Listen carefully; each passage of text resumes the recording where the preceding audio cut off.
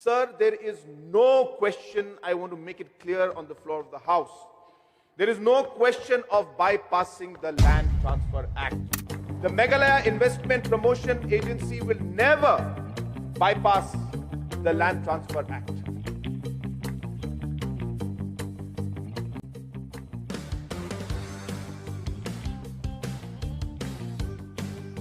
It is one of the most important acts that we have. It is one of the acts that has protected our people for years. And there is no way in which an agency can overrule an act that has been passed by this House.